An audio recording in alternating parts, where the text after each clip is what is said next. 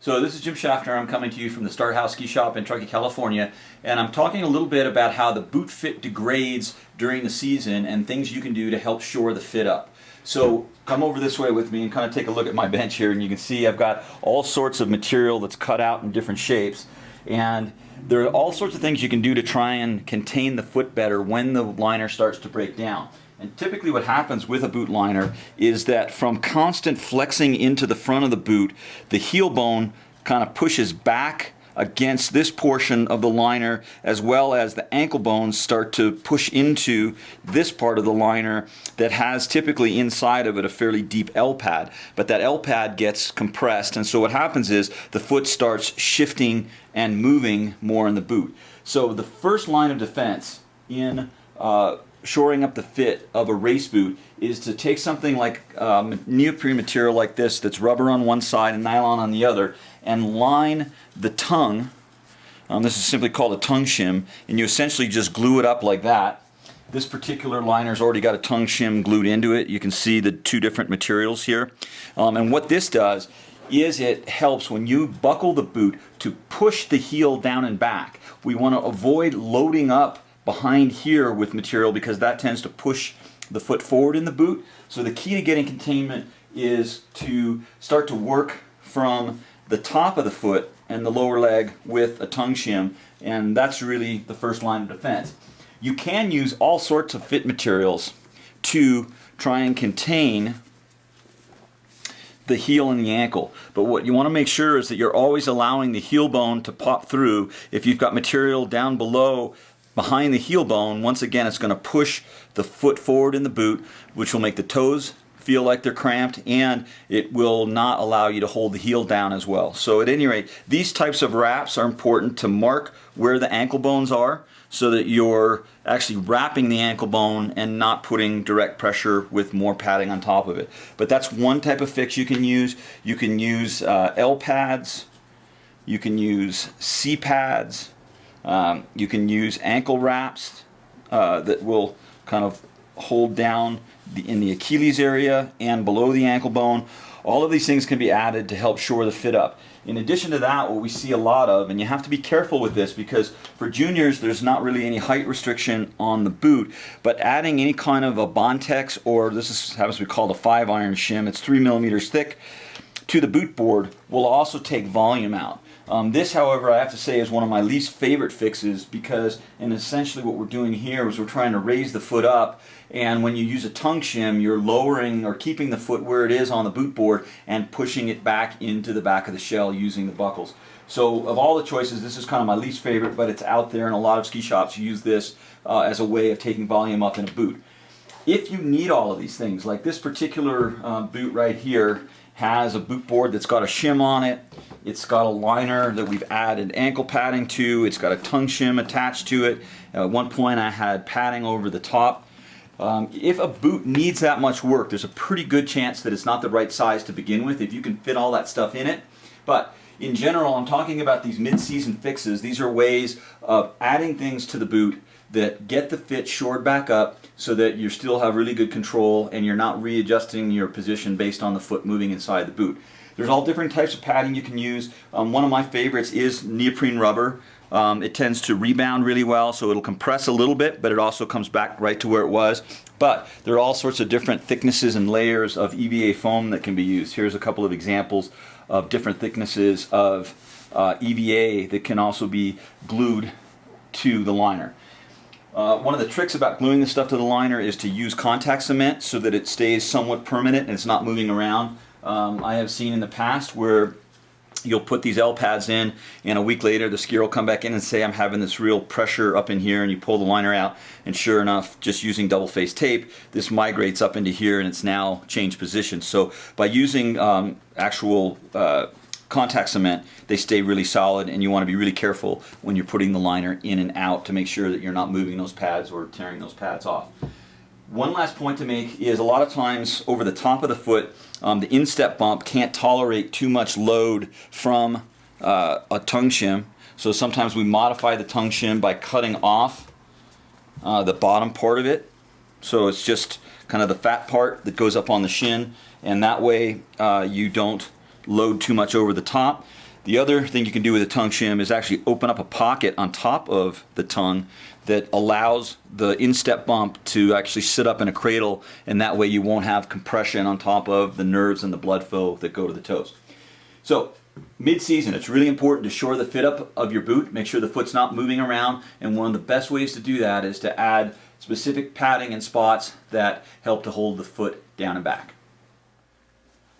So one of the things I'm going to show you is that when you have a lace-up liner and you're going to be adding material to the outside, it's really important to cover or to set up your fix so that when you go to step in, this is all smooth and covered so that you can easily get into the boot without tearing your repair off. So I'm going to give you a quick look at how I do that.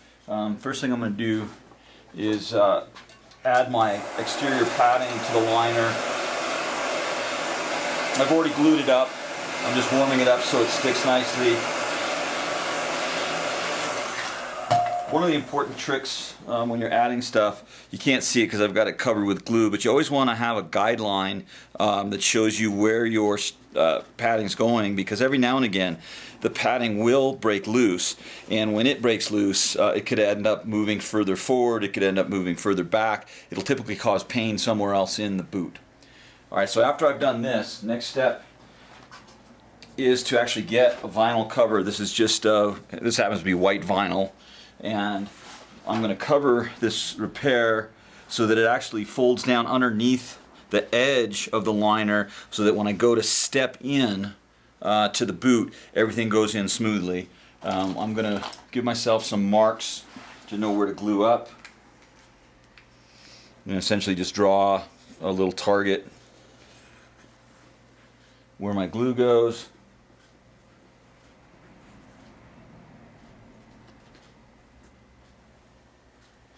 Okay, so now I'm going to glue my liner up. So now that I've completely glued up where my patch is going to go, and I've glued my patch, last thing is just to seal everything up. And once again, the point behind all of this is so that it easily slips into the boot. So I set my patch in on my glue lines, draw it just around the edge, and then just a little compression. See where the patch, or the actual center of my patch is there. Okay, so using a good quality contact cement, like a shoe repair cement, is a great way to get your repair to be super solid. And now even on a lace-up liner, with this vinyl covering over my ankle protection here, I'm able to slip in and out of the boot without breaking it off. That's one I just did. I've been skiing along on this one all season, so this is going on about 3 months now. This is a vinyl patch that's over my little C-pad here for my ankle bone, and on the leading edge that thing's still nice and tight after a full season of skiing. And that's the whole goal, is to, one, make it look like there's no work been done so it kind of blends in with the rest of the boot, but secondly, so you can get in and out and your pad isn't moving around on you over the course of the season. So that's the detail on how, when you've got a lace-up liner, you can add protection to it and still have it usable as a lace-up liner and be able to slide it in and out of the boot.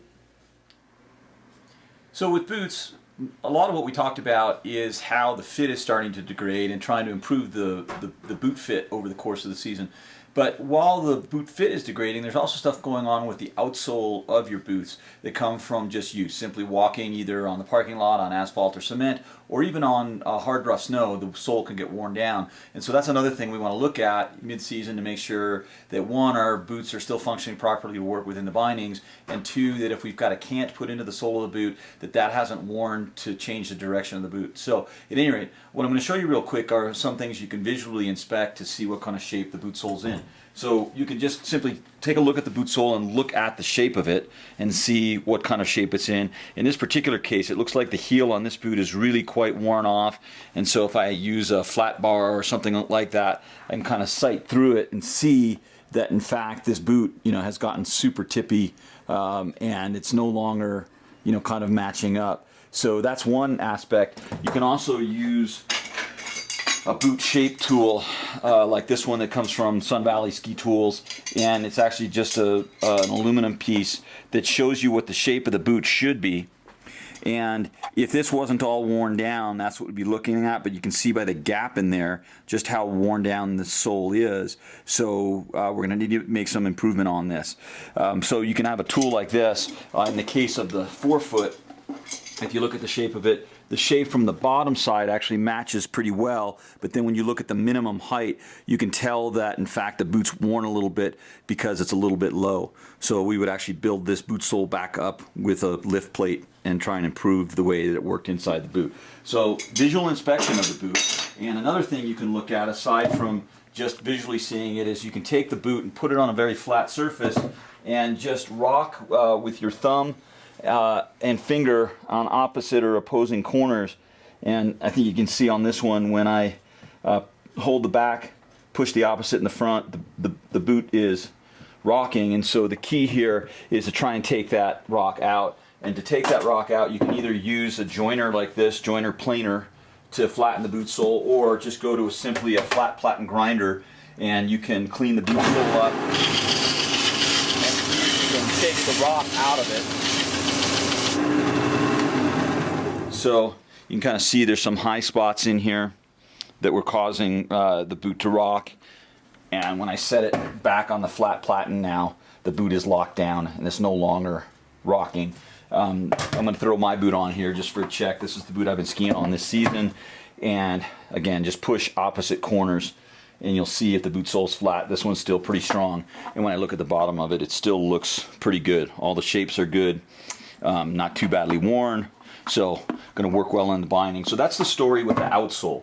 And when you have problems with the outsole, typically you'll have to take it to somebody who can either put new lift plates on for you and or use epoxy materials to repair the shape of the sole so that it works properly with the bindings. So that's all on shape of the boot sole.